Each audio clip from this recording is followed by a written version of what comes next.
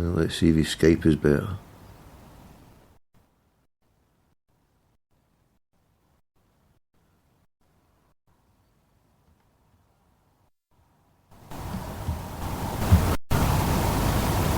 Tommy, Yeah, gee, there you are.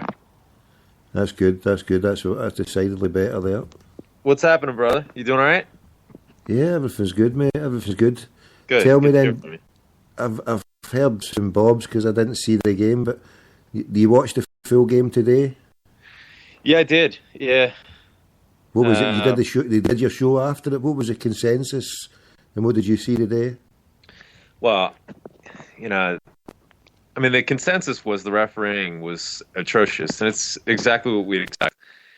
Cal Murray and the usual, just shite. The they had a goal for Hibs that was clearly a yard offside. I mean, it was just, it's just clear. That puts a goal down. Chris Combs then seemed to. I don't know if it's a tear, but he strained his hamstring, so he's going to be out for a couple of weeks. And that's what we're looking ahead to Tuesday against Ajax, and it took away one of our key attacking options. But James Forrest came on and gave us a bit of a lift. He does something a bit different. He uses his pace so well, and he plays a bit more directly than any of our other midfielders, and even some of the strikers that we have at the moment. But the goal that he put in was phenomenal to level things. But Oh, hold on, G. I don't Hold know. on. Yeah, sorry, kick You on. get Sorry. right. You hear me? Yeah, you there? I'm here. Yeah, sorry, crack on. Yeah. Yeah. So I mean, James Forrest, his goal leveling things was a thing of beauty, no question. But at the end of the day, what we're seeing now is a product of what even you and I have talked about, Tommy. It's the fact that we didn't bring in a bona fide striker. We didn't bring in a finisher. We have all these strikers that have a creative element and that can create chances. I mean, I always use the analogy that they can make the bullets to fire, but we don't have anybody holding a gun that can fire these bullets. That has the instinct to find the back of the net. We create all these chances and we have nothing to show for it.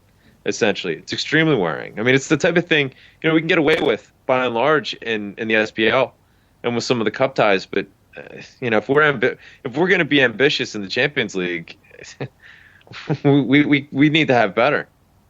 So it's a bit worrying looking at the Tuesday. But I mean, Tommy, you and I have talked at seemingly the darkest of times. I mean, after the Caraganda game, and Milan just repeatedly wasted the bullet right out of the hat. So with that being said, I can't get too down on things. When it seems as though we don't have any more options, or we're just up against it as much as possibly could be, Milan figures out a way. So we'll have to see if he comes up with another bit of magic. And do you reckon we will do it against Ajax? I think we're good enough for a victory. Because the thing that I mean, although we've got our deficiencies and we never signed Finn Bogason, who could have got us a victory in both Barca and Milan, but it's all ifs, buts, and maybes. I think this is the key. If we can do over Ajax, then it sets us up for getting what I think we should hopefully achieve, is third place and into Europa, looking going a good. Well, I think there's no question that we win the next two games. And just get ourselves back into the group and get us back into someplace competitive. If we can do that, I'm very, very confident that we can get a result against Milan at Celtic Park. I don't really rate this Milan side to a large extent. I think they have huge deficiencies. With that being said, I'll phone you right back. Hold on. Crackling up. Yeah, I agree with what G's saying there. The actual state of the Milan team is, I've never seen it. They're there for the taking. We could get second place. I mean, I'm saying shoot for third when realistically second place is there for the taking. G man. Tommy. Yeah, I mean realistically, I'm saying shoot for third, but second place is really there for the taking with such a poor Milan team. Well, see, and not just that, Tommy. I mean, this Ajax team, I I hate to whistle past the graveyard, but this Ajax team is not as good as many people are making out. I mean, Also, fair enough. They're third at the moment in their Divisi, but they have huge concerns on their own merits. They have some questions at the back, especially in central defense. They have a lot of creative midfielders, but they have a similar situation to us where, they don't have an out-and-out striker that, is going to be prolific, going to be clinical in the box. They have Bojan on the right-hand side, which is going to cause Izagiri all sorts of worry throughout the game. He's incredibly technically gifted, but, in terms of somebody that's just going to drive our center halves crazy throughout the game, I'm not so sure I see it. I see a lot of similarities between this tie and us traveling to Moscow last year against Spartak Moscow. And I'm seeing, the prediction that I made on the show today was a 3-2, similar to that result. I think it's going to be a bit of a shootout. I mean, granted, everything that I just said about Ajax, they're still a quality side. They're still going to create chances, and we have some injury issues of our own. But I think that if we can sort out our ability to score from set pieces, that was so crucial in our Champions League run in the group stages last season, from corners, from set pieces, free kicks, and we really haven't taken advantage of those opportunities just yet. But I think that they're there, they're waiting for us, and I'm expecting a big game out of Samaras. He's really going to be the key. I think that he went missing through large stretches of certainly the Milan game and also the Barca game. If he can show up and really be the type of player that we come to count on and to expect, we're going to have a pretty good shot, I think. Yeah, I think at the rarefied level, if he can get a couple of good chances, he's more than capable of taking it. I mean, certainly last season he proved that. I mean, I'm going to get Rocky back in a few minutes. We'll keep this discussion going now because, I mean, it is really shit a bus for Celtic. I mean, we're threadbare, it seems. We've lost Commons. We're Brown's out for a few games. He's a driving force in midfield. I really worry when you see Kayal there, the lack in depth. If we get cover for Matthews, well, seemingly this boy today, the young boy, maybe you can talk a wee bit about him because, as I say, I never seen it. Would you throw the young boy who played there, the T-tape? Was he light for Matthews? Izagiri is a liability in European games, and I would put Lustig before him in every sense of the word. I would put Izagiri as a winger. I would have him as a winger before I would have him as a defender because he's a liability. And I really do think that Ajax are there for the taking. One of the things I was going to say was that all these teams that we're facing, they're huge names in terms of what they've done in European football, but they're yesteryear's names. I mean, Ajax have been severely weakened. They're a team in rebuilding. Milan are a shambles of what any of the Milan team I've ever seen in the last 20, 30 years.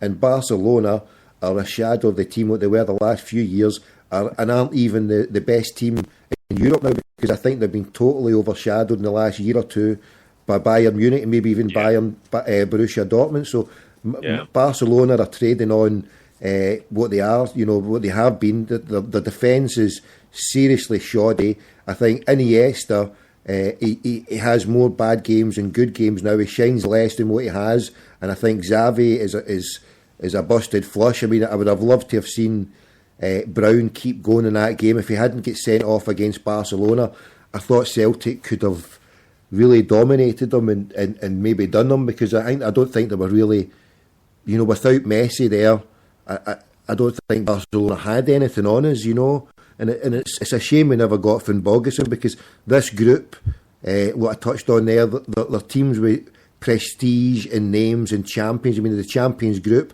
and it looks hard on paper, but they're really three teams that if we had Finn Bogason and a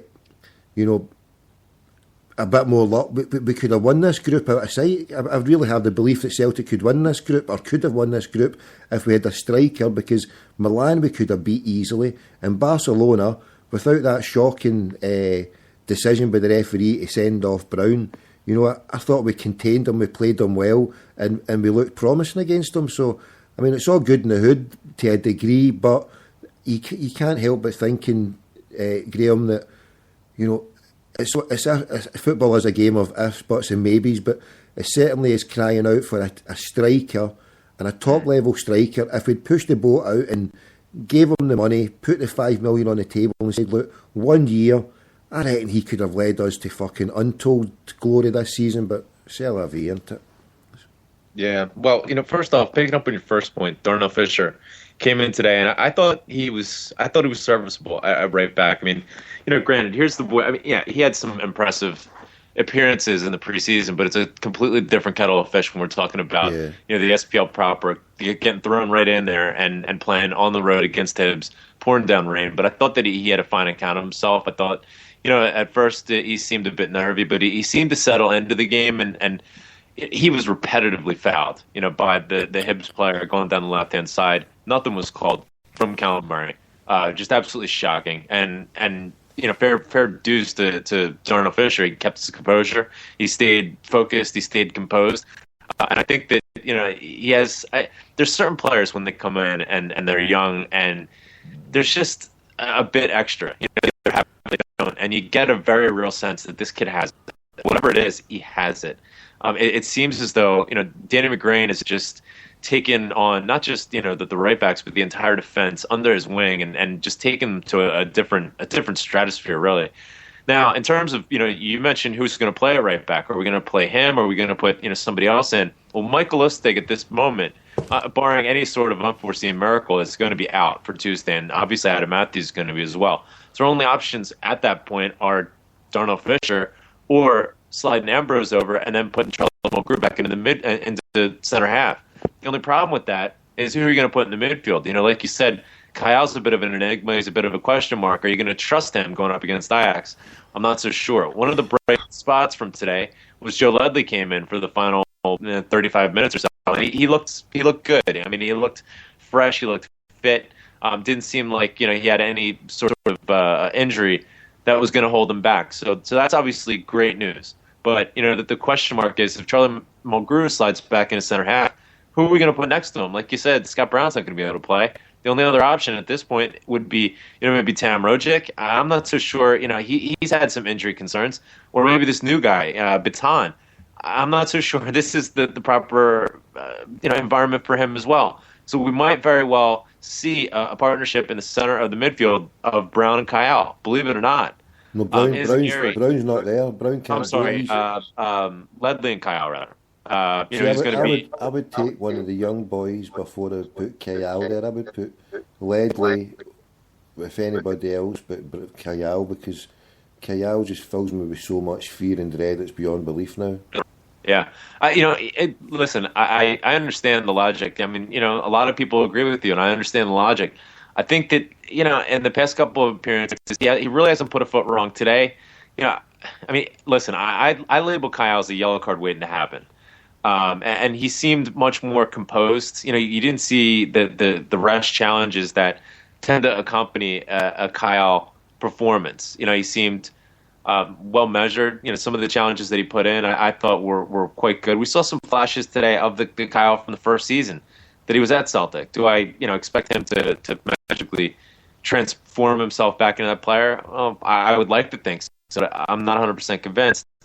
But Tommy, at the moment, we just don't have any other options with these injuries, with this injury situation.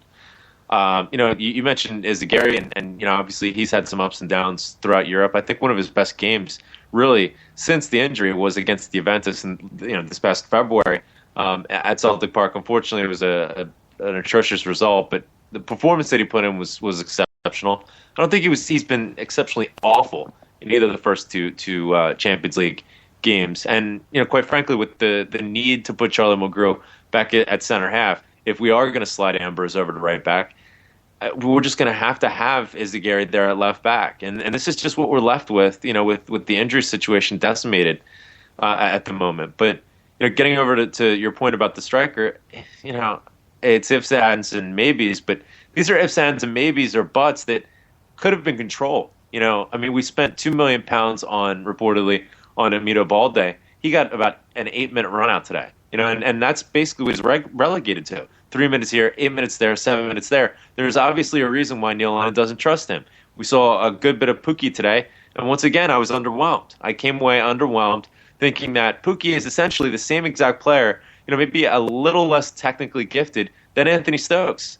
And when you have two players essentially doing the exact same thing out there, it's going to cause confusion. The players are going to get caught in between two minds, feeling as though they're not really sure what they're responsible for. And